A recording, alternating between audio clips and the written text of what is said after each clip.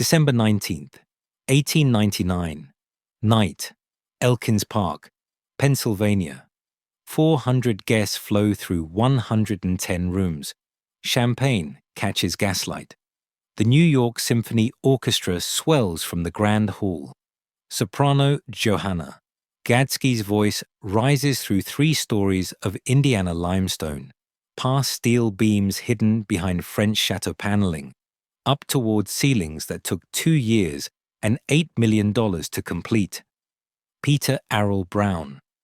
Widener stands in the Van Dyck Gallery, surrounded by Rembrandts, 14 of them the largest privately owned collection outside Buckingham Palace.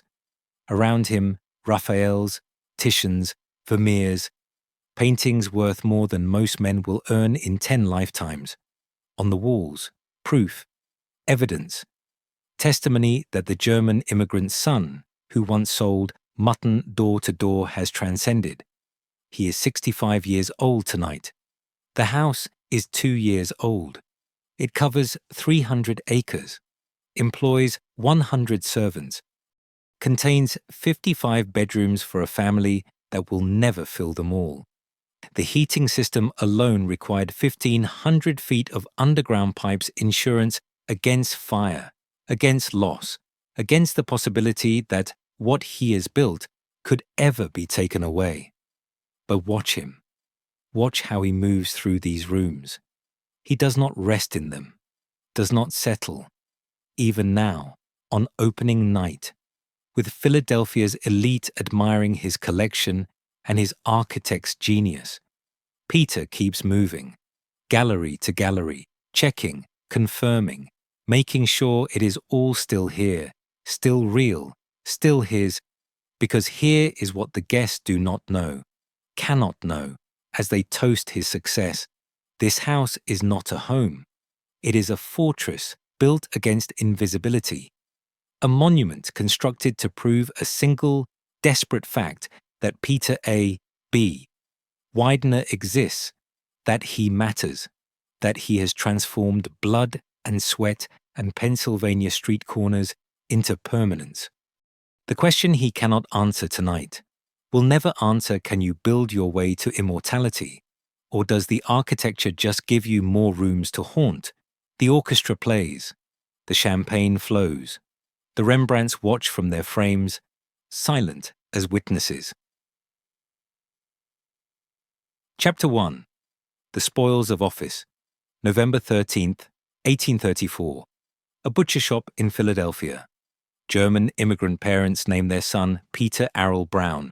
Widener, not after family, but after Peter Arrell Brown, a prominent lawyer they will never meet.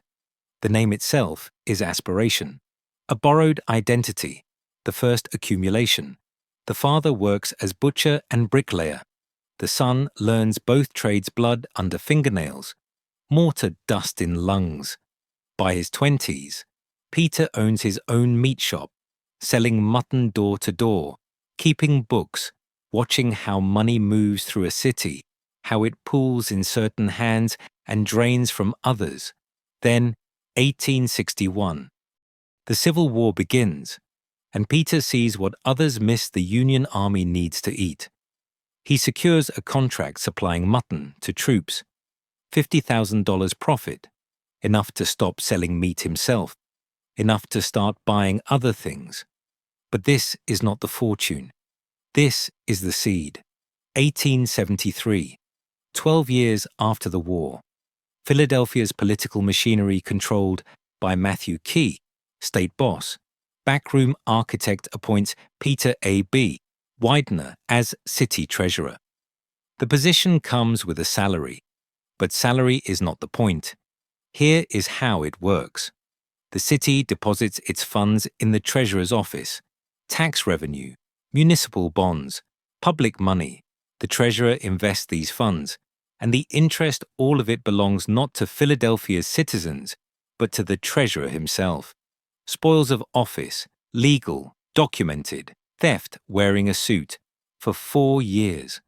Peter pockets the interest on Philadelphia's deposits. No accounting required. No transparency demanded. The Matthew Key machine protects him. Key gets loyalty, Peter gets wealth.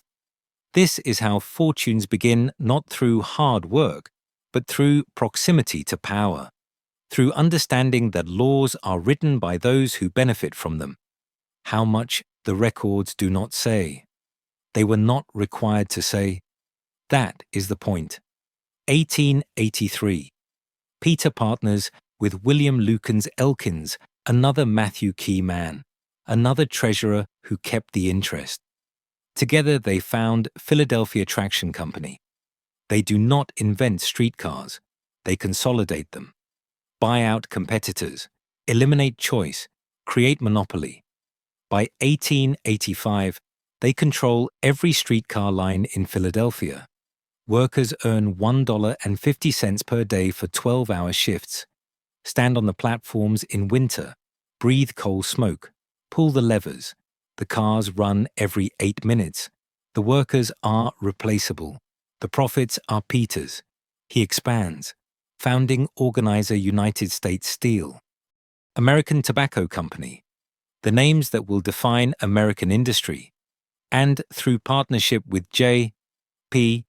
Morgan, the partnership that matters most, large shareholder in International Mercantile Marine Company, which owns, among other assets, the White Star Line. Remember this, the White Star Line, it will matter. By the 1890s, Peter A. B. Widener is worth tens of millions. The butcher's son now owns transportation, steel, tobacco. He sits in boardrooms with Vanderbilts and Carnegies. He has transcended. But transcended what? And at what cost? The streetcar workers still earn $1.50 per day. The city's taxpayers still do not know how much interest their treasurer kept. The Matthew Key machine still operates in smoke-filled rooms, distributing positions to loyal men who will remember their debts. Peter begins collecting art, European masterworks, Rembrandts, Raphaels, proof that he has taste, culture, legitimacy, that he is not just rich but refined, that the butcher shop is forgotten, erased, transcended by beauty. August 18th, 1858, before the Civil War, before the city treasurer appointment, before the monopoly, Peter married Hannah Josephine Dunton. 3 sons, Harry, who dies in childhood, George Dunton, who survives, Joseph Early, who survives. By 1887, wealthy enough to build a mansion at Broad Street and Girard Avenue. Peter and Hannah and their sons, the dynasty forming. Then, July 20th, 1896, Hannah dies aboard their yacht off the coast of Maine. Sudden, final. Peter is 62. The accumulation has not protected her. All the streetcars and steel and Rembrandts irrelevant. She dies anyway. And here is where something shifts in Peter A. B. Widener, the mechanism that built his fortune accumulation as proof of existence. Wealth as visibility encounters mortality. For 38 years, he has been building toward permanence. Now Hannah is gone, and the building has not stopped it. So he builds more, bigger, a new mansion, not a house, but a monument, not a home, but insurance against further loss. If he can just build it strong enough, expensive enough, permanent enough, maybe nothing else can be taken. This is the psychology that will create Lynnewood Hall. Not vision, not taste, fear. Chapter 2, 2 years. 100 Hands, Fall, 1897. 1 year after Hannah's death. Peter commissions an architect. His name, Horace Trumbauer. Age 29. Peter saw his work at Grey Towers in Glenside, a mansion for the Harrisons. Limestone and grandeur. Trumbauer is young, hungry, brilliant. Peter is 63, grieving, desperate. They understand each other. The specifications: 300 acres in Elkins Park, a Philadelphia suburb, 110 rooms, T-shaped floor plan, Indiana limestone exterior, dimensions 268 feet by 215 feet. Not a house, a statement. Cost $8 million. In 2024, money 296 to 300 million. But more than cost timeline. 2 years. From groundbreaking to grand opening. Most Gilded Age estates take 5 to 7 years. Peter wants it done in 2. Speed is the point. He is 63. Hannah died at 60. He does not have time. Trumbauer draws the plans. Peter approves them. Construction begins. The workforce arrives. German stonemasons who learned their trade in Bavaria. Italian craftsmen who carved marble in Carrara. Irish labourers fresh off ships, needing work. Swedish carpenters with tools handed down through generations. They speak different languages, eat different foods, worship different gods. They share one thing: they build what Peter Widener demands. They quarry Indiana limestone, blocks weighing hundreds of pounds, cut them, shape them, load them onto trains heading east, unload them in Elkins Park, lay them course by course, 268 feet long, 215 feet wide, 3 stories rising, inside the limestone shell steel I-beams. The skeleton no one will see. Imported from Peter's own foundries, probably. The irony of building a monument to beauty on the frame of industrial steel, this does not occur to anyone. Or perhaps it does, and no one speaks it. The heating system. Here is where Peter's fear becomes architecture. He has seen mansions burn, seen art collections destroyed. He will not allow fire to take what he is building. So engineering. A dedicated power plant 1,500 feet from the mansion. Underground pipes carrying hot air that distance through 1,500 feet of Pennsylvania earth.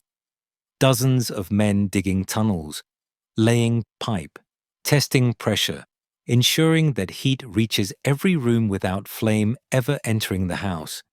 1,500 feet. Think about that distance. That is 5 football fields. Imagine digging that by hand, by shovel. In 1898, imagine the men who did it. Their names are not recorded. Their wages are not documented. Whether any died in cave-ins or accidents, the newspapers do not say. And this is just the heating system. One system among dozens. Duveen Brothers, the premier art dealers in the world, supply interiors. French chateau paneling stripped from actual chateaus. Furniture from Versailles. European tapestries woven centuries ago. These objects travel across the Atlantic, are installed by craftsmen who read French, who understand gilding and patination, and the difference between Louis XIV and Louis XV, E.F. Caldwell installs the lighting, Caldwell, whose fixtures illuminate the Metropolitan Opera, the Plaza Hotel, custom chandeliers, wall sconces, every room lit as if by candlelight, but safely, controllably, permanently. Beyond the mansion infrastructure, stables for horses, greenhouses for orchids and roses, a polo field, a half-mile racetrack, carpentry shop, bakery, laundry, power plant, water reservoir, a Normandy-style village for staff, dozens of small houses where the servants will live, far enough from the mansion to remain invisible. The goal, self-sufficiency. Lynnewood Hall must be independent. If the city fails, the estate survives. If the economy collapses, the estate endures. Peter has learned from his fortune's origins that depending on anything beyond your control is vulnerability. So eliminate dependency. 2 years. 730 days from groundbreaking to grand opening. Every day hammers, saws, pulleys, shouts in German and Italian and Swedish and English. Every day stone dust, sweat, exhaustion. Every day men whose names we do not know, building permanence for a man we do. December 19th, 1899.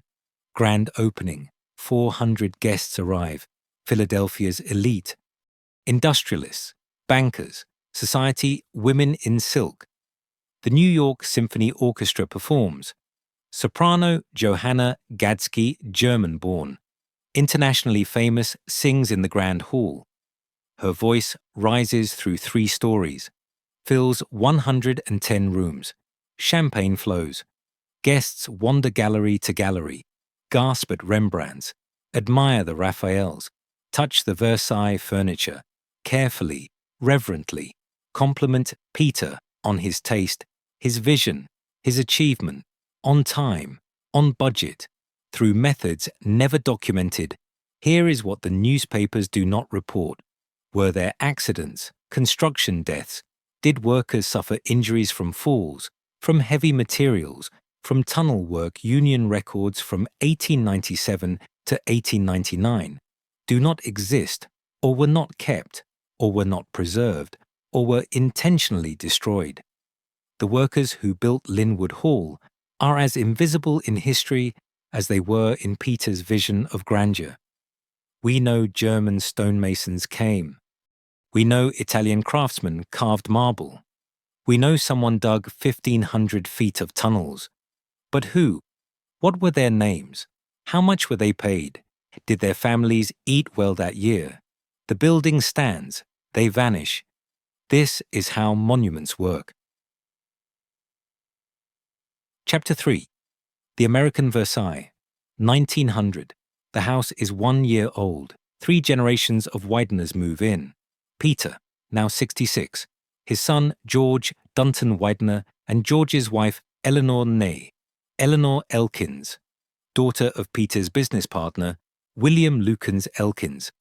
Their children, Harry Elkins Widener, age 15, obsessed with rare books. Eleanor, age 9, called Dimple by family. Peter's younger son, Joseph Early Widener. His wife, Ella Pancoast Widener. Their children, Peter Arrol Brown. Widener II, age 5. Josephine, called Fifi, around age 2. 11 people, 110 rooms. The mathematics of excess. But the space is the point. Dynasty requires acreage. Legacy requires limestone. Peter's art collection now occupies dedicated galleries. 14 Rembrandts, the largest privately owned collection outside Buckingham Palace. 16 Raphaels. Johannes Vermeer's Woman Holding a Balance. Titian's Portraits. Anthony van Dyck's Aristocrats. El Greco's Religious Ecstasies. Giovanni Bellini. Donatello Sculptures. A collection valued between $15 and $50 million. The range reveals uncertainty. Who can price transcendence? Uncommon for the era the Wideners open Lynnewood Hall to public viewing. October through June, by appointment. Anyone with interest and social credentials can tour the galleries, see the Rembrandts, study the brushwork. Peter calls it stewardship. Joseph will later articulate the philosophy, art belongs to those who appreciate it, others merely own it. Beautiful sentiment. True, perhaps. Also, the tours announce Peter's arrival. Every visitor confirms he is no longer the butcher's son. He is the man who owns what Europe created. He has purchased legitimacy. The estate infrastructure operates like a small nation. 300 acres total. 117 of those working farm. Chicken houses supplying eggs. Stock barns housing cattle. Greenhouses growing orchids, roses, vegetables. A half-mile racetrack where thoroughbreds train. Polo field where George and friends play weekend matches. Stables, power plant, water reservoir pumping thousands of gallons. Laundry washing linens for 11 family members and 100 servants. Carpentry shop repairing furniture. Gates, doors. Bakery producing bread daily. Virtually self-sustaining. That is the phrase used then and now. The estate can feed itself, power itself, maintain itself. The outside world becomes optional. 100 servants make this possible. multinational staff Germans, Italians, Swedes, Irish, butler, housekeeper, ladies' maids, footmen, cooks, scullery maids, laundresses, stable hands, groundskeepers, chauffeurs. Joseph's children have a French governess teaching them the language for their frequent trips to Paris. Inside the mansion rooms for 40 staff members, small rooms, narrow beds, shared bathrooms. The other 60 servants live in the Normandy-style village on the grounds, those small houses built deliberately far from the main house, close enough to respond when summoned, far enough to remain unseen.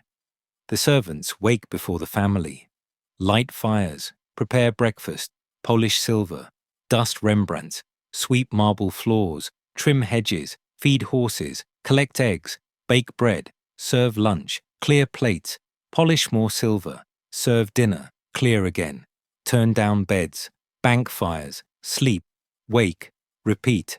Their wages are not recorded. Their schedules are not preserved. We know they existed.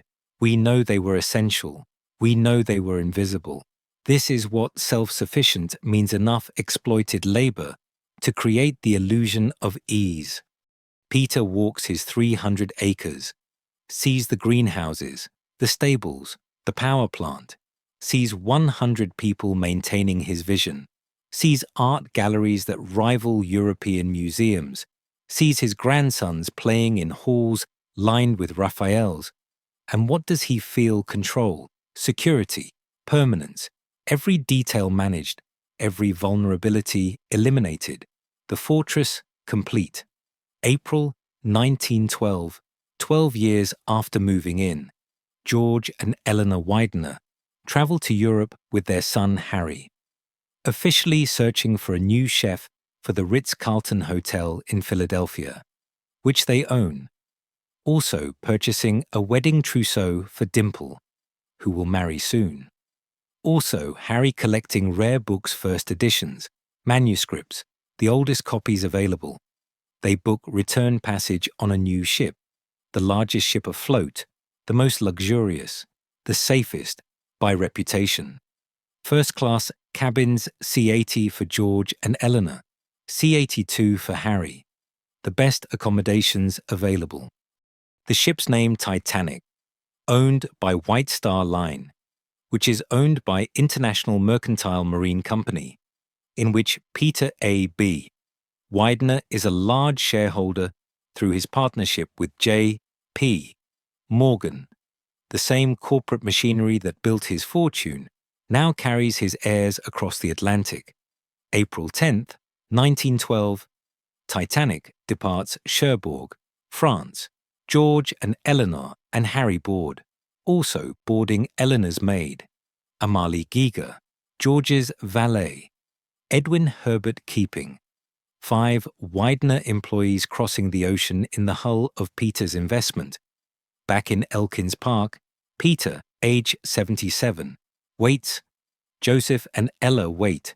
The servants maintain the estate. The Rembrandts hang in their galleries. The heating system circulates warm air through 1,500 feet of underground pipe. 110 rooms stand ready for the family to return. 300 acres, 14 Rembrandts, 100 servants, $8 million of limestone and steel. None of it can change what happens next. Chapter 4. The Cold Water. April 14th, 1912. Evening. North Atlantic. The ship is 4 days into its maiden voyage. Titanic's à la carte restaurant. Not the main dining saloon where second-class passengers eat efficient meals. Not the third-class dining hall where immigrants share benches. The à la carte, where first-class passengers host private dinners, select from menus, pay extra for exclusivity. George and Eleanor Widener have reserved a table. Tonight they honor Captain Edward J. Smith, white-bearded, respected, scheduled to retire after this voyage. The guests John B. Thayer, Vice President of Pennsylvania Railroad, and his wife Marion. Major Archibald Butt, military aide to President William Howard Taft, returning from a European diplomatic mission. Clarence Moore, Washington banker, William and Lucille Carter. Eleanor wears a pearl necklace. Valuation $750,000. The pearls glow against her throat like small moons. Wealth made visible. Safety confirmed. The meal proceeds. Courses arrive, are consumed, are cleared. Conversation, business, society. The ship's remarkable engineering. Captain Smith charms. Major Butt tells stories from Washington.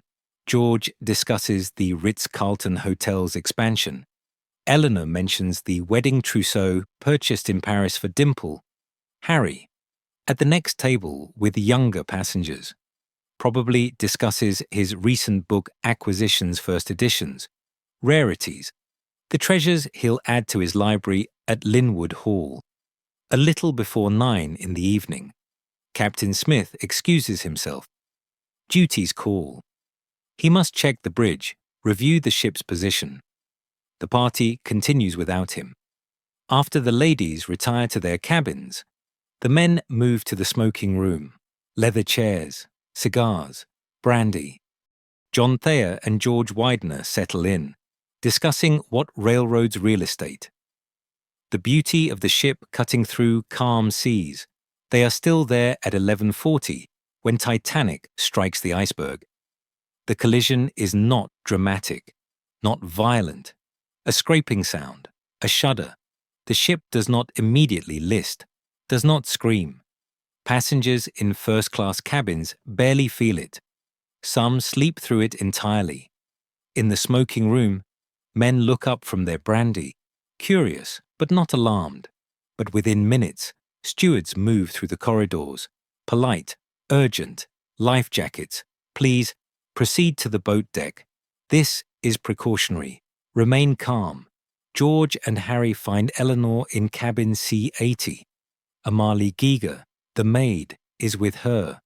They help both women into life jackets, canvas and cork, awkward around evening gowns and pearl necklaces. Then, up to the boat deck, April in the North Atlantic, the air freezing, the sea mirror calm, the stars infinite. Lifeboat 4 hangs from davits on the port side. Officers are loading women and children. Slowly. There is confusion about how many boats are needed, whether the ship is truly sinking, whether this evacuation is necessary. Titanic is unsinkable. Everyone knows this. The builders said so. The officers believed it. The passengers purchased tickets based on it. Eleanor and Amalie wait. An hour passes. Other women board other lifeboats. The ship tilts subtly at first, then more noticeably. Water is entering the bow. The engineering is failing. The unsinkable ship is sinking. Finally, Lifeboat 4 ready for loading. Officers help Eleanor step over the rail. Then Amalie. The boat also receives Madeline Astor, 19 years old, pregnant. Her husband, Colonel John Jacob Astor, watching from the deck. Emily Ryerson, Marion Thayer, John's wife. Colonel Archibald Gracie, a passenger who will survive, who will later write an account, observes George Widener and John B. Thayer standing at the railing. Both men's wives are in the lifeboat below. The two stand close, talking. About what? Are they calculating odds, discussing business, saying nothing, just standing together because there is nothing left to say? George and Harry do not attempt to board the lifeboat. They do not argue with officers. They do not pull rank or bribe crew or invoke their wealth. They step back. They understand what is happening. Men do not board lifeboats while women remain. 1:55 in the morning. Lifeboat 4 is lowered. 20 minutes until Titanic's stern rises out of the water. 20 minutes until the ship breaks in half. 20 minutes until 1,500 people enter the freezing North Atlantic waters. George Dunton Widener, Harry Elkins Widener, John B. Thayer, Major Archibald Butt, all perish, bodies never identified, never recovered. The Atlantic takes them. The fortune cannot buy them back. Eleanor and Amelie row. Other women row. The lifeboat moves away from the ship. Behind them, lights still burning, music still playing, reportedly. The band performing as the deck tilts. Then darkness. Then the sounds of catastrophe. Then silence. 4 a.m. Another ship, Carpathia, arrives, picks up survivors from lifeboats. Eleanor and Amelie climb rope ladders, blankets, hot coffee, a private cabin for the widow of George Widener. April 18th, Carpathia docks in New York. A private train waits, takes Eleanor and Amelie back to Philadelphia, to Elkins Park, to Lynnewood Hall. 110 rooms, 100 servants maintaining them, 14 Rembrandts hanging in galleries, 300 acres of self-sufficient estate, everything functioning, everything ready. But George and Harry are not coming home. The rooms wait for men who will never occupy them. The servants maintain a house that no longer serves its purpose. Peter built Lynnewood Hall as fortress against loss. The fortress failed. Here is the cruelest mathematics Peter A. B. Widener is a large shareholder in International Mercantile Marine Company. International Mercantile Marine owns the White Star Line. The White Star Line owns Titanic. Peter's partnership with J. P. Morgan, the same partnership that built his fortune, put his son and grandson on that ship, in those cabins, at that dinner. The fortune that built Lynnewood Hall paid for the tickets that carried them to their deaths. Peter's investment had claimed his heirs, and there is no one to sue, no one to blame, because Peter is the owner. He is complicit in his own devastation. 300 acres, 100 servants, 14 Rembrandts, $8 million of limestone. None of it could stop an iceberg. None of it could warm the water. Wealth promised safety. Wealth lied. Chapter 5. The Architecture of Grief, November 6, 1915. 3.5 years after Titanic. Peter A. B. Widener dies at Lynnewood Hall, age 80. The New York Times obituary will state, "Succumbed to old age and deep sorrow caused by loss of son and grandson in Titanic disaster." Deep sorrow, as if grief were a well, as if he fell in and could not climb out. His health had been poor for 3 years, since April 1912, since the telegram arrived, since Eleanor returned without George and Harry. Peter was 77 when they died, strong enough, healthy enough. Then collapse, not physical at first, psychological. The mechanism that had worked for 60 years suddenly, catastrophically, failed. To understand Peter's death, we must understand Peter's life. Not the external facts, those we know, the internal architecture, the psychology that built Lynnewood Hall. Phase 1, 1834 to 1896. Accumulation as visibility, the formative wound invisibility. Born to immigrant parents, the butcher's son, no inherited wealth, no social standing.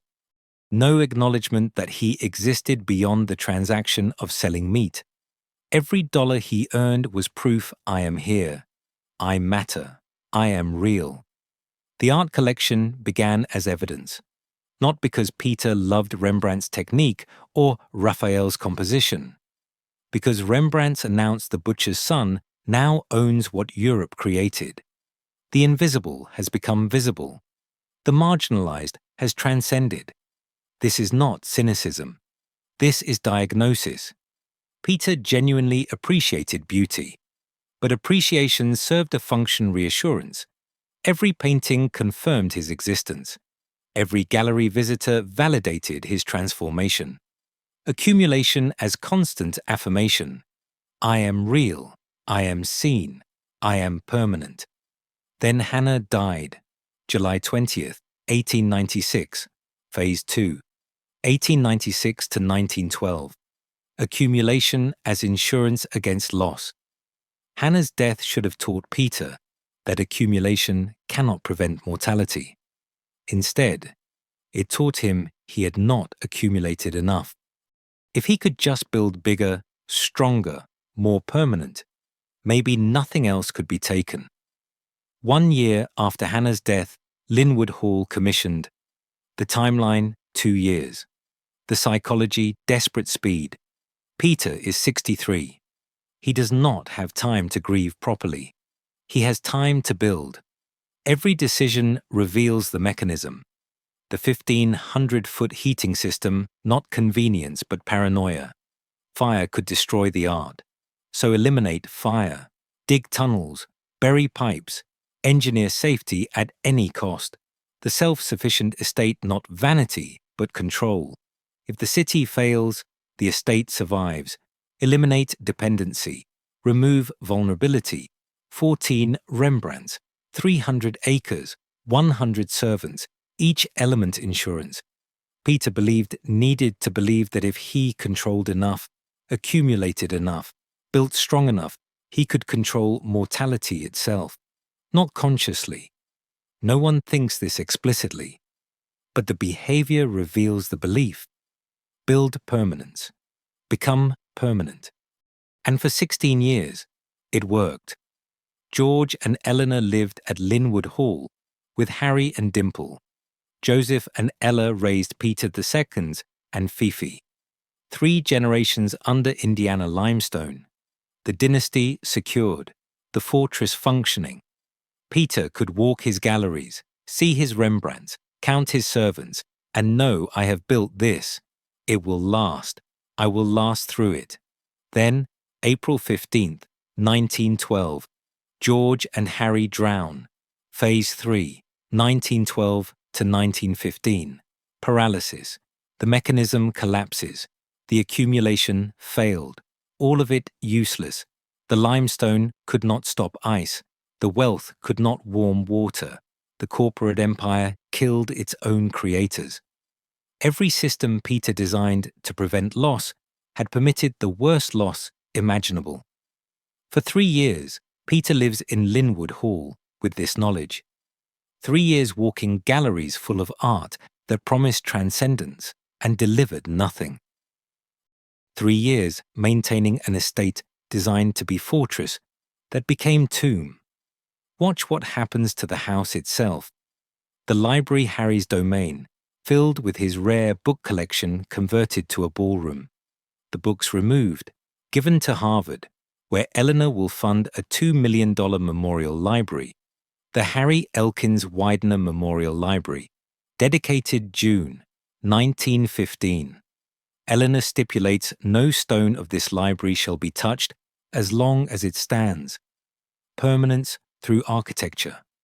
The same impulse that drove Peter. She also rebuilds St. Paul's Episcopal Church in Elkins Park. Tiffany stained glass windows dedicated to George and Harry. Another monument. More permanence purchased. The family responds to grief the only way they know how: build, spend, memorialize.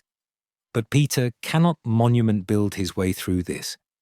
He tried that after Hannah died. It did not work. George and Harry are dead anyway. The mechanism that functioned for 60 years, accumulate, control, solidify, has shattered. And Peter, at 77, cannot learn a new mechanism, cannot develop new coping strategies, cannot grieve properly because he never learned how. So paralysis, deep sorrow, 3 years of poor health that is not primarily physical illness, but psychological collapse. The New York Times will not write this. The obituary will cite old age and deep sorrow, as if these are medical conditions. But Peter does not die of old age.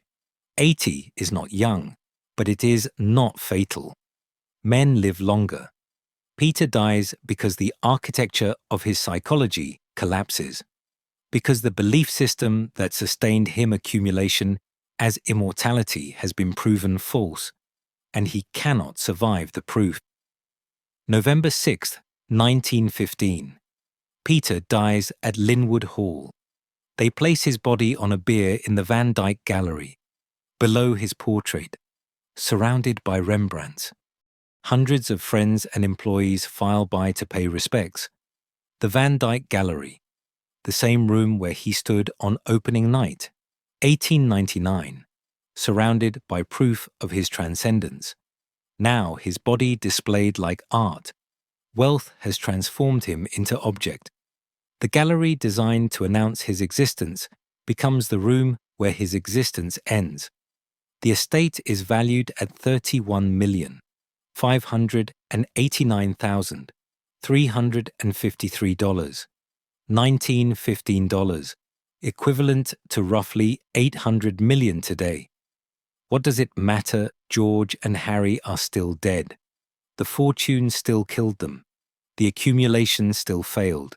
Here is what Peter could not accept, what killed him. Grief cannot be curated. Loss cannot be accumulated away. Beauty cannot protect you. Architecture cannot make you immortal. The house he built to prevent sorrow became the house where sorrow consumed him. The fortress became the tomb. The monument became the gravesite. The permanence he purchased lasted, but he did not last to see it.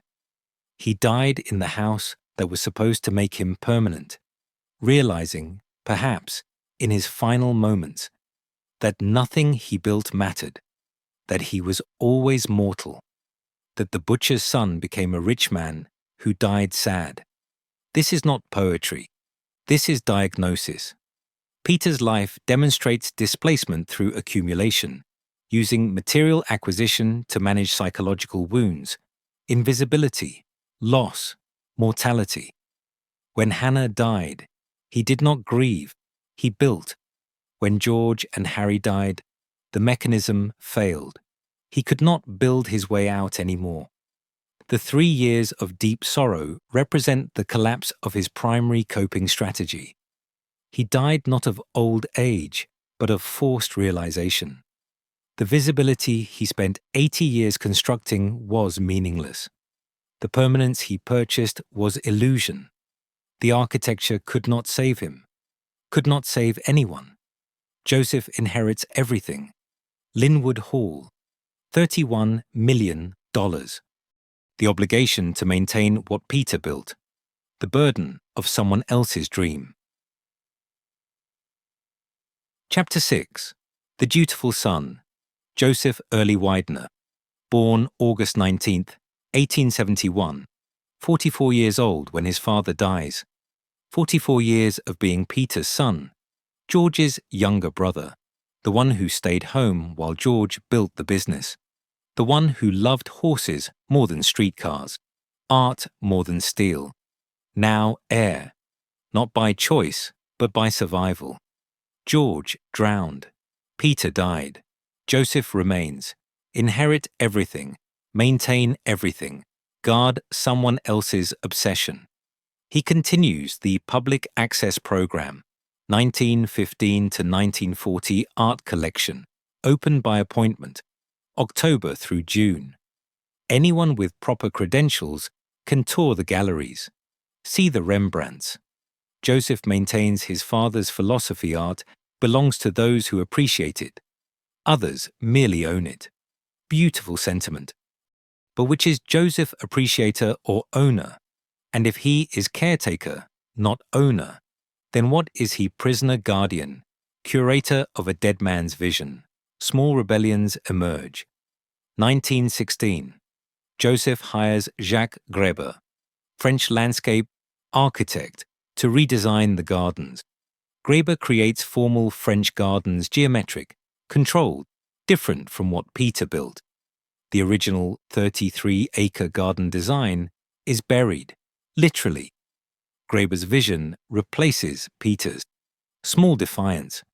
Joseph erasing his father's taste while maintaining his father's house. He purchases the neighboring Ogontz estate. Not for the mansion, for the land. Thoroughbred horse breeding. This is Joseph's passion.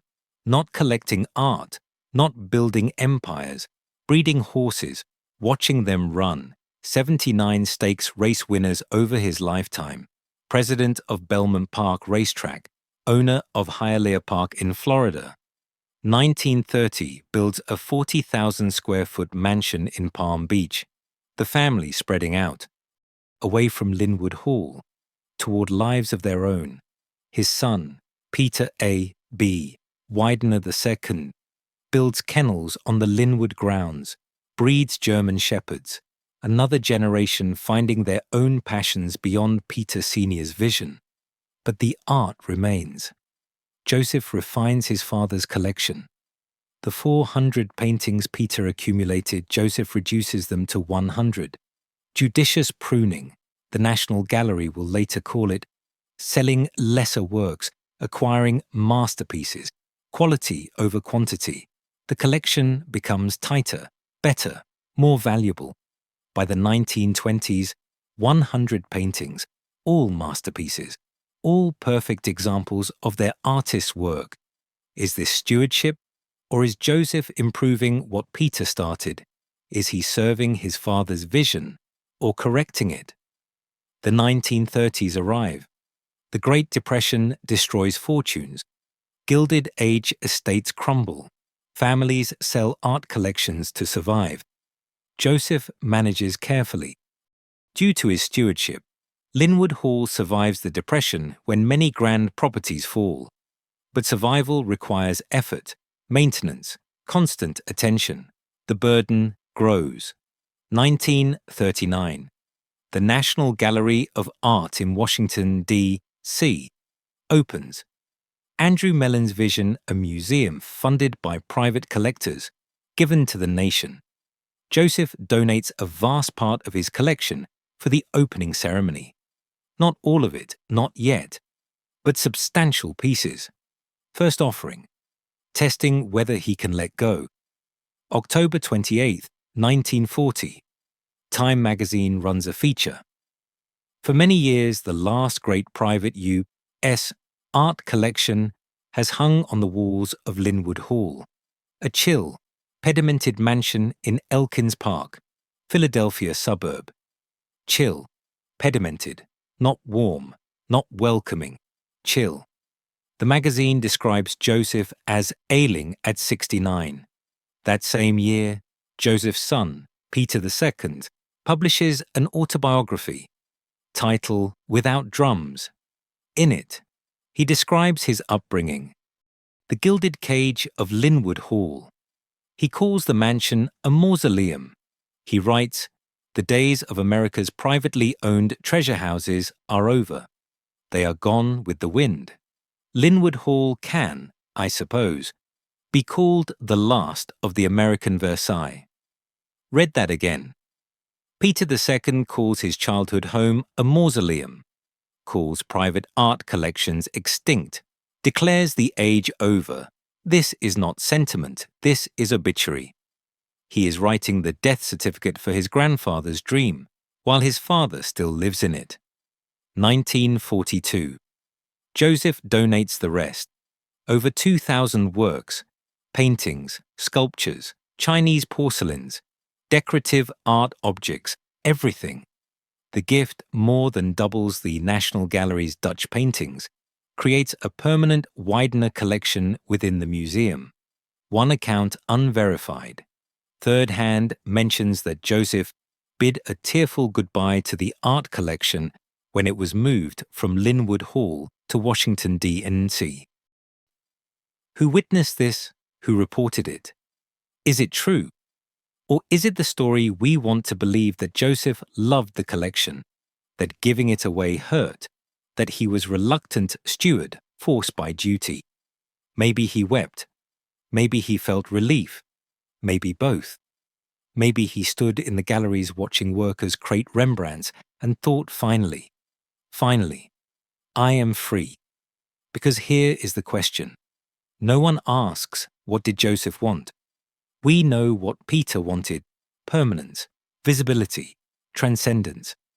We know George wanted to expand the business, that Harry wanted rare books, that Eleanor wanted to survive and then escape. But Joseph, 28 years of maintaining Lynnewood Hall, 28 years of public tours and gallery maintenance and insurance and staffing and heating systems and everything else required to preserve Peter's vision. When did duty become prison? At what point did Joseph realize he was not the heir, but the custodian, that he had inherited not wealth but obligation? The art leaves. The house that art built. Peter's mansion.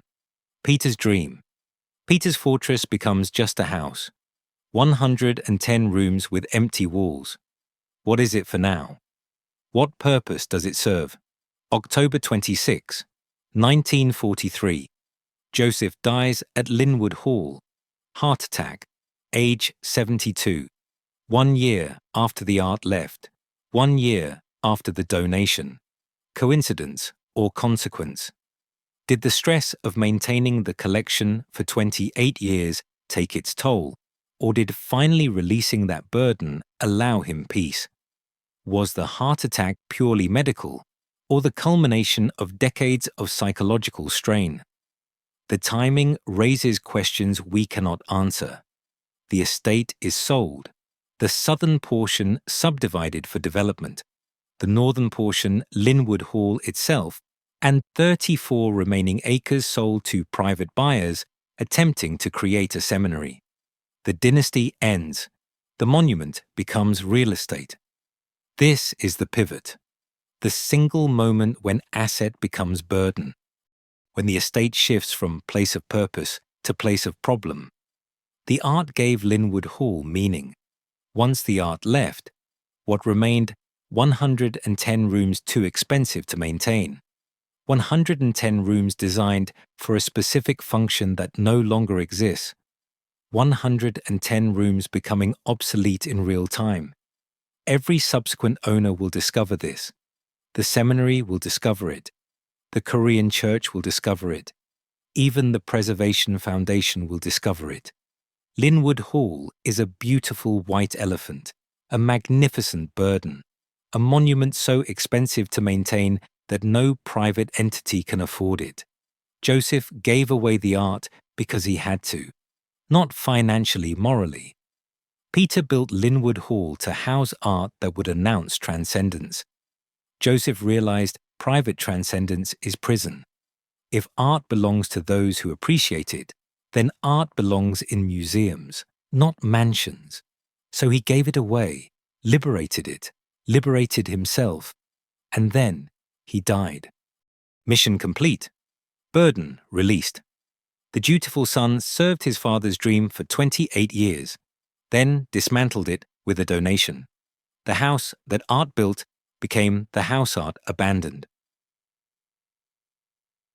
Chapter 7. The Holy Stripping, 1943. Joseph dies. The estate is subdivided. The southern portion, sold for development, those acres where Peter once imagined Dynasty, will become suburban houses. The northern portion, Lynnewood Hall itself, and 34 remaining acres sold to a private buyer, with plans to create a Protestant seminary. Purchase price $99,000. Peter spent $8 million building it. 44 years later, sold for 1.2% of construction cost. The mathematics of decline. But the buyer defaults on the mortgage, cannot make payments. 1947 or 48. The property is temporarily repossessed by the Widener estate. Briefly, the mansion returns to family control, then sold again. Same plan, Protestant seminary. Different buyer. 1952. Faith Theological Seminary led by Reverend Carl McIntyre purchases Lynnewood Hall. Price $192,000. In 2024, money approximately $2.27 million. Peter's $8 million monument sold for 2.4% of what it cost to build. Reverend Carl McIntyre is a radio preacher, fundamentalist, anti-communist, charismatic. At his peak, his program broadcast to 600 stations. 4,000 listeners tune in daily. Donations reach $4 million annually. He trains hundreds of ministers at Faith Theological Seminary. Young men learning scripture in rooms where Rembrandts once hung. Praying in galleries where Peter once counted his transcendence. God provides. That is the faith. The seminary will succeed because the mission is righteous. Lynnewood Hall will serve the Lord, and the Lord will sustain it. Sacred purpose where secular wealth failed. For 21 years, this works. The seminary operates. Students live in the mansion's rooms. Classes meet in the grand halls. The heating system still functions. Those 1,500 feet of underground pipes still carrying heat from the power plant, though perhaps less reliably now. The stables become storage. The greenhouses decay. The polo field grows wild. But the house stands, serves, endures. 1973. Federal regulators shut down Reverend McIntyre's radio station. Violation of the fairness doctrine, the requirement that broadcasters present controversial issues in balanced manner. McIntyre's broadcasts are not balanced. They are doctrine. The government disagrees. The station closes. Revenue collapses. Donations dry up. The seminary continues some students, some classes, but the money is gone. And Lynnewood Hall is expensive. The heating system needs maintenance. The roof needs repair. The limestone needs repointing. The windows need reglazing. 110 rooms require constant attention. Each year more expensive. Each year less money. So the seminary makes a decision. Not all at once. Gradually, reluctantly, perhaps, or pragmatically. They begin selling the interior, the Florentine bronze doors, the E.F.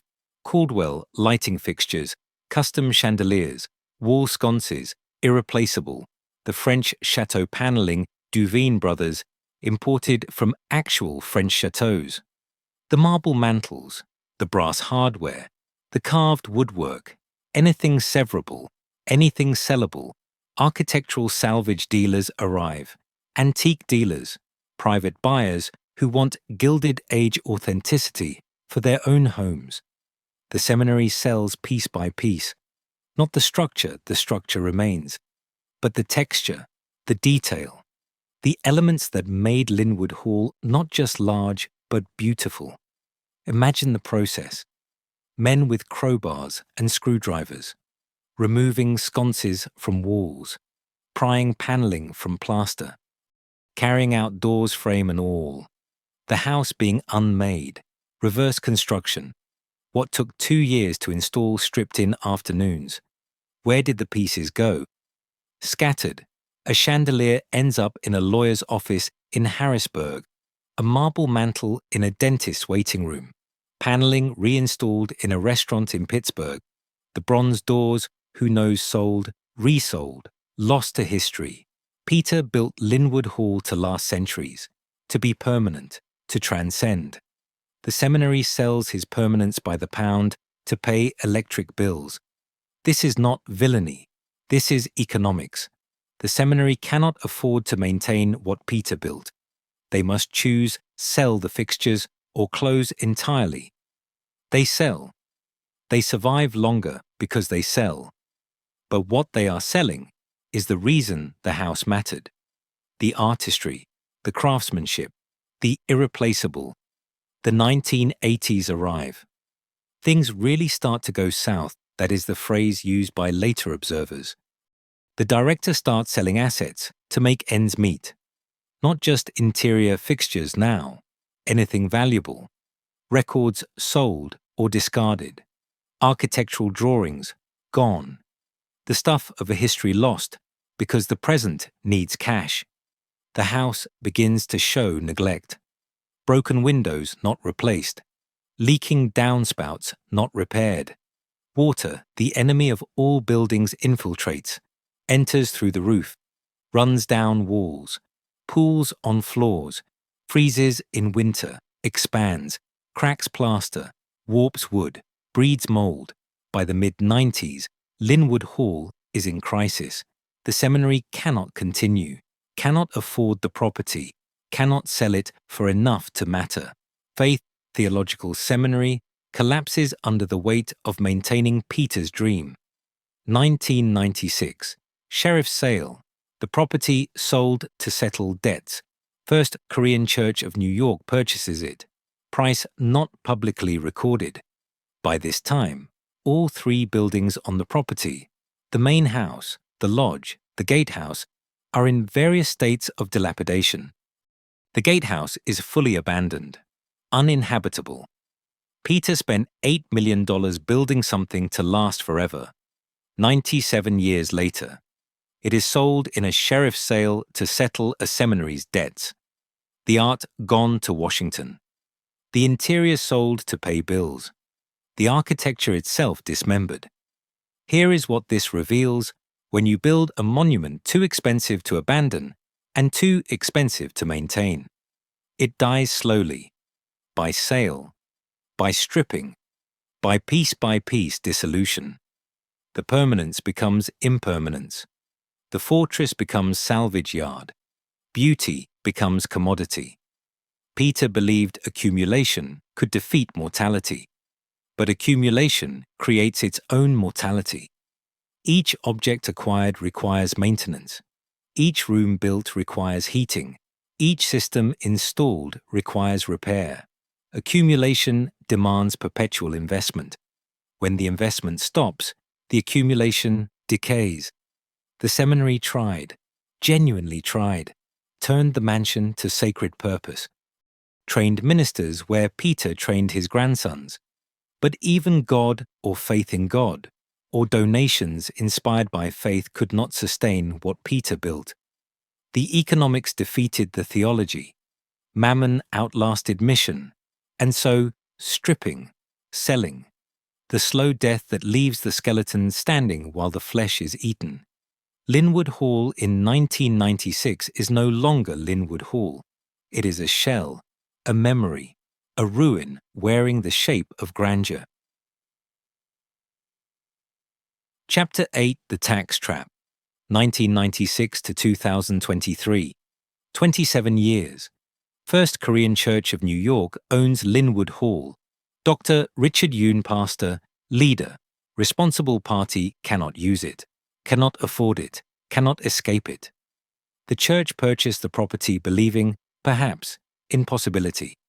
Possibility of what a congregation space, a retreat center, a testament to Korean American success. The documents do not specify.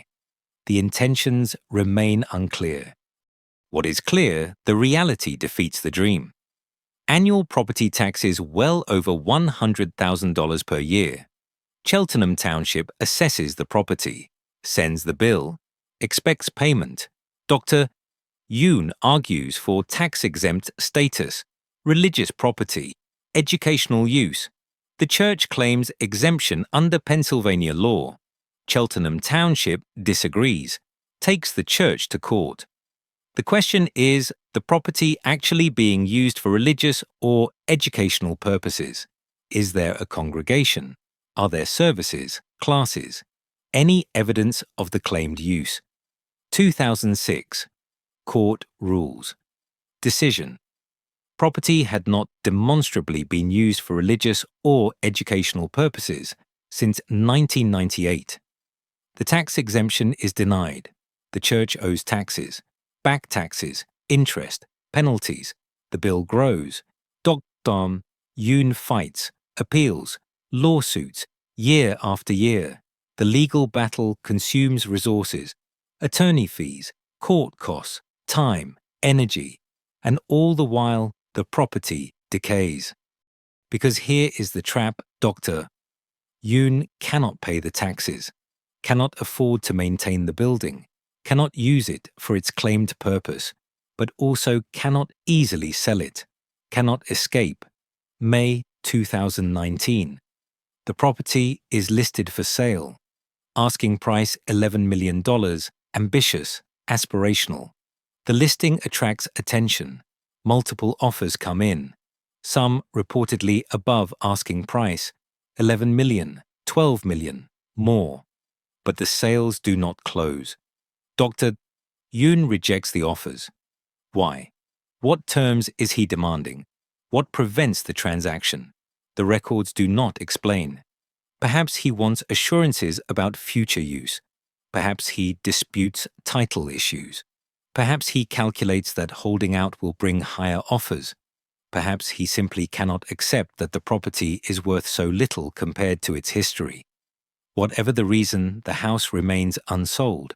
And while it sits empty, listed, fought over in court, it decays. By the 1980s, already under seminary control, things were going south. By 2012, under church ownership, the condition worsens dramatically. Broken windows, the most basic maintenance. Windows break. Weather enters, rain, snow, wind. Broken windows are not just aesthetic failure. They are structural catastrophe. Water infiltrates. Downspouts leak. Water that should drain away instead runs down walls, into foundations, through floors. Urban explorers begin documenting Lynnewood Hall. Photographers with cameras, adventurers with drones. They trespass technically illegal but functionally unstoppable. Post photographs online. Show the world what is happening. Peeling paint, collapsed ceilings, water damage, mold, vandalism, graffiti in some rooms, fixtures stolen by salvagers. The house is dying in real time, publicly, photographically. The internet archives the decline. Before and after images show the acceleration. 2008 neglected but standing. 2015 ruins. 2014. Restoration estimate would take about $50 million to restore Lynnewood Hall to former glory. $50 million. Peter spent $8 million building it. Now $50 million to save it. That is not restoration, that is resurrection. So trap. Dr. Yoon cannot use the property. No congregation exists, cannot maintain it. No money for repairs, cannot sell it. Offers rejected for unknown reasons. Cannot afford taxes. Over $100,000 per year plus back taxes. Cannot demolish it. Historic property. Political nightmare. Any attempt to demolish would trigger preservation battles, media coverage, public outcry, legal purgatory. The property is hostage. The church is trapped.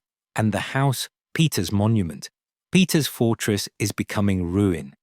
This reveals something about Gilded Age estates in the modern era. They are literally unownable by private entities. The tax burden alone exceeds most organizations' capacity. $100,000 per year is baseline. That is before maintenance, before utilities, before insurance, before staffing. Add the maintenance, $50 million just to restore. Then ongoing costs: heating, cooling, roof repairs, limestone repointing, window restoration, system upgrades. Estimate several million per year to maintain properly. No private owner can sustain this. No religious organization, no family, no individual. The economics do not work. The property generates no income, produces no revenue. It is pure expense, pure liability, a beautiful white elephant that crushes whoever touches it. The modern state's claim property taxes exceeds private capacity. This is why Lynnewood Hall sat for 27 years under Korean church ownership, slowly dying. Not because Dr. Yoon did not care, not because the church lacked vision, because the economics are impossible. The math does not work. The burden cannot be carried.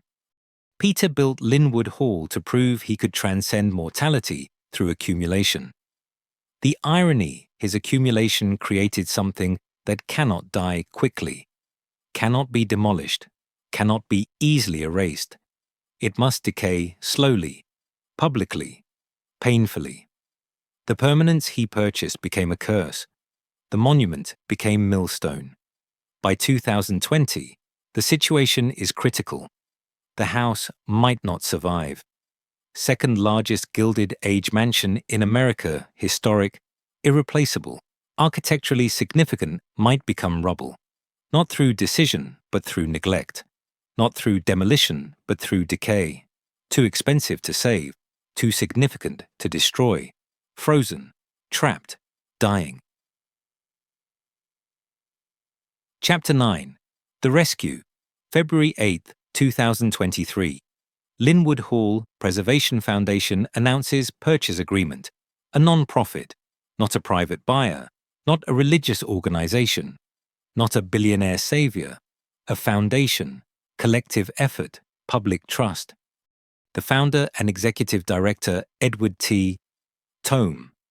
He discovered Lynnewood Hall at age 11, child driving past with parents, saw the limestone facade, asked, "What is that?" researched, became obsessed, spent years studying the estate, the Widener family, the architecture, not professionally, not for profit, out of love, out of need.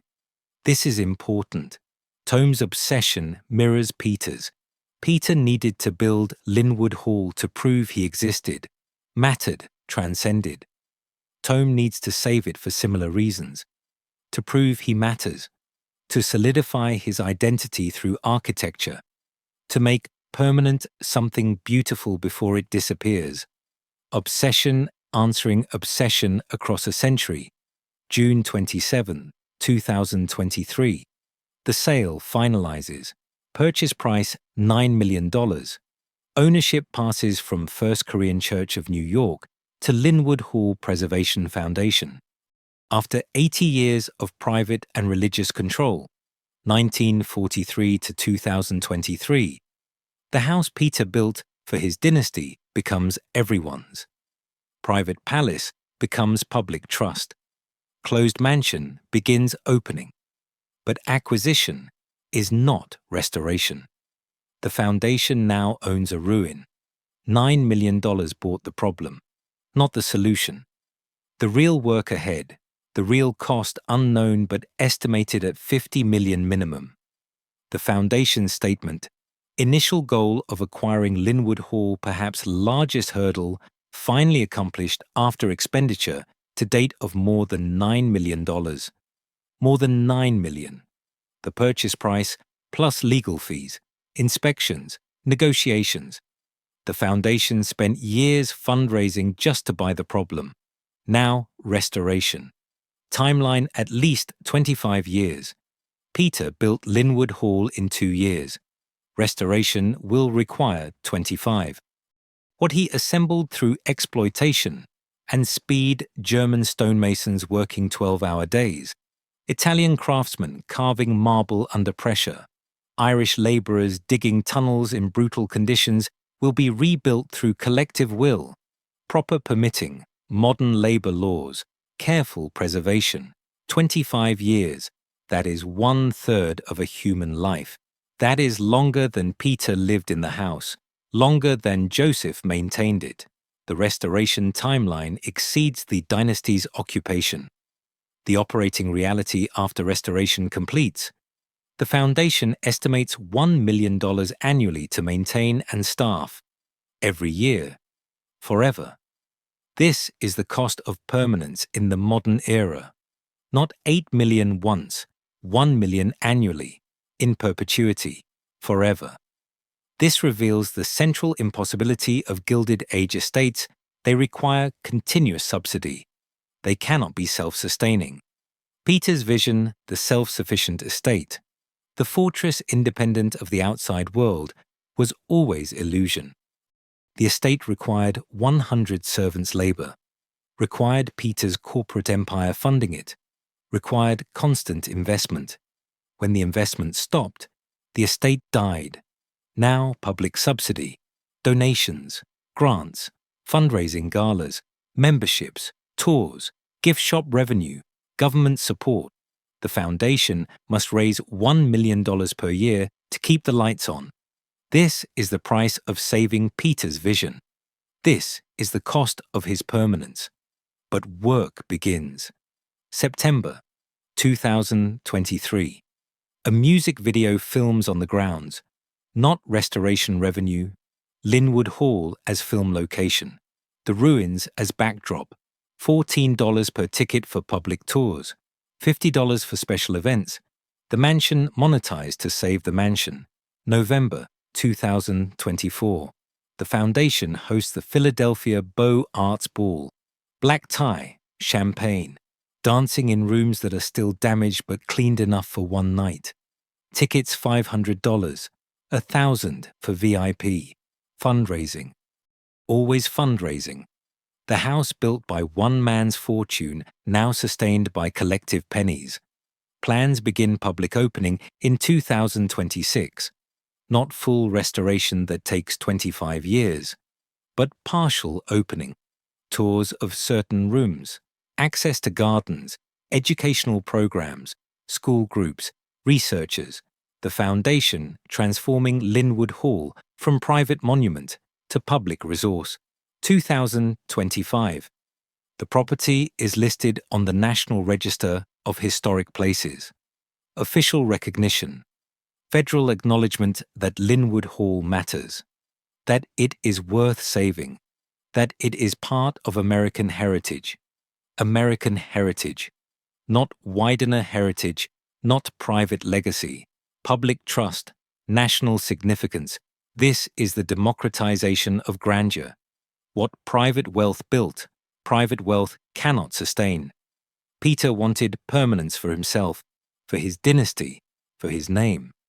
He is getting permanence, but not ownership. The house belongs to everyone now, or to no one. Depending how you calculate belonging, strangers who never met Peter are saving his monument.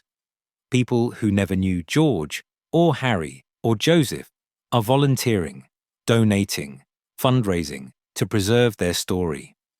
This is not what Peter imagined when he commissioned Horace Trumbauer. But it is what he gets. The mansion Peter built to announce, "I exist, I matter, I transcend," is being saved by people who understand he did matter.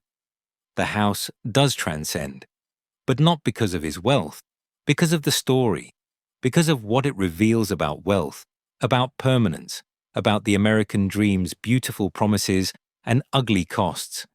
Lynnewood Hall is evidence of exploitation and artistry, of vision and delusion, of what money can buy and what it cannot prevent, of the workers who built it and vanished, of the family who occupied it and died, of the institutions that owned it and failed, of the state that taxed it and trapped it, of the collective that now tries to save it. Peter's architecture is outlasting Peter's obsession.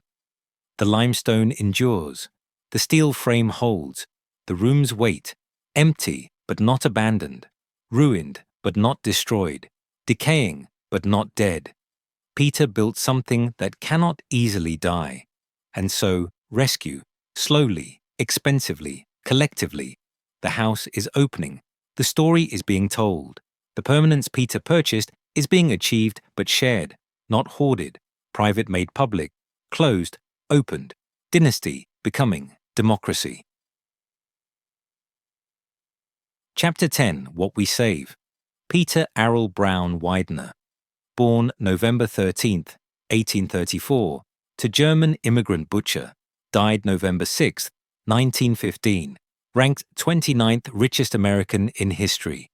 Net worth 23 to 25 billion in today's dollars. Between birth and death accumulation. Meat to money, money to monopoly, monopoly to empire. 1897 to 1899, built Lynnewood Hall. 110 rooms, $8 million. 2 years. Filled it with 14 Rembrandts to prove he had transcended the meat shop, transcended invisibility, transcended death. April 15th, 1912. Titanic took George and Harry. The irony, Peter's investment in International Mercantile Marine killed his own heirs. The fortune destroyed what it was meant to protect. November 6, 1915. Peter died of deep sorrow. Not old age. Sorrow. Trapped in a monument to sons who would never return. 1942 to 1943. Joseph gave away the art collection. Over 2,000 pieces to the National Gallery. Died 1 year later. The house that art built became just a house. 1952 to 1996. Faith Theological Seminary stripped the interiors. Sold fixtures to pay bills. The permanents Peter obsessed over sold by the pound. 1996 to 2023 First Korean Church owned, but could not afford it, could not use it, could not sell it, could not escape it. 27 years of decay, water infiltration, broken windows, collapsed ceilings, the second largest Gilded Age mansion in America becoming ruin. February to June 2023 Lynnewood Hall Preservation Foundation purchased it. $9 million. Then the real cost, $50 million estimated for restoration. 25 years of work. $1 million annually forever after to maintain and staff. Peter spent $8 million building permanents. We are spending $90 million or more preserving it, and that is before it even opens. Why not? Because it is beautiful. Plenty of beautiful buildings die. Not because it is historically significant. Historical significance does not pay $1 million per year in perpetuity. We save Lynnewood Hall because it makes us feel something about who we were, about wealth built on corruption becoming art, about monuments that could not prevent grief, about fortresses that became prisons, about beauty that required invisible labor, German stonemasons, Italian craftsmen, Irish diggers whose names we do not know, about permanence that became burden. We save it because it is evidence of ambition and exploitation, of vision and delusion, of what money can buy limestone, Rembrandts, 300 acres and what it cannot prevent icebergs, mortality, loss. Lynnewood Hall is American architecture, built on bloodied hands, dreaming of legitimacy, believing in control, defeated by grief, abandoned by heirs, rescued by strangers, private palace becoming public trust. Peter built it to announce I exist, I matter, I transcend. He was right about one thing. It transcended. Just not the way he imagined. The house is not his anymore. It is ours, or it is no one's. Depending on how you calculate ownership. The dynasty ended, the art dispersed, the family scattered, but the limestone stands, the rooms wait, the story endures. That is what we are saving. Not marble mantles or Versailles paneling or F. Caldwell chandeliers, though we will restore those too, expensively, carefully, slowly. We are saving the story embedded in them, the contradictions made visible, the myth we tell ourselves about wealth and permanence and the American dream, that wealth builds permanence, that accumulation defeats death, that we can monument build our way to immortality, that if we just control enough, accumulate enough, solidify enough, we can transcend. Lynnewood Hall proves otherwise. Peter accumulated everything. It saved nothing. George and Harry drowned anyway. Peter died sad anyway. Joseph gave away the collection anyway. The house decayed anyway. The permanence failed. The fortress crumbled. The transcendence was illusion. And yet the house stands, damaged but not destroyed, decaying but not dead, being rescued, being restored, being opened, not because Peter succeeded, because he failed in ways that teach us something about the cost of grandeur, about the weight of legacy, about how private dreams require public subsidy to survive, about how monuments to individuals become everyone's inheritance, whether we want them or not. Lynnewood Hall will open to the public in 2026. Tours will walk through rooms where Peter once counted his Rembrandts, where George and Eleanor raised Harry, where Joseph maintained his father's obsession, where seminary students prayed, where Korean services never quite happened, where urban explorers documented decay. The guides will tell the stories, the butcher's son, the Titanic dinner, the tearful goodbye to the art collection, the stripping of the interiors, the tax battles, the rescue, and visitors will feel something about America, about wealth, about what we build, and what it costs, and what remains when the builders are gone. That is why we save it. Not for Peter, not for the Wideners, for ourselves, to have a place where the story is visible, where the contradictions cannot be ignored, where the beautiful lie of accumulation stands in limestone testimony to its own failure. Peter wanted permanence. We are giving it to him, but the permanence is not victory. It is evidence of everything he believed and everything that belief could not save. The house outlasting the dream, the architecture surviving the obsession, the monument proving its own futility while remaining stubbornly magnificent. That is Lynnewood Hall. That is what we save. That is why it matters.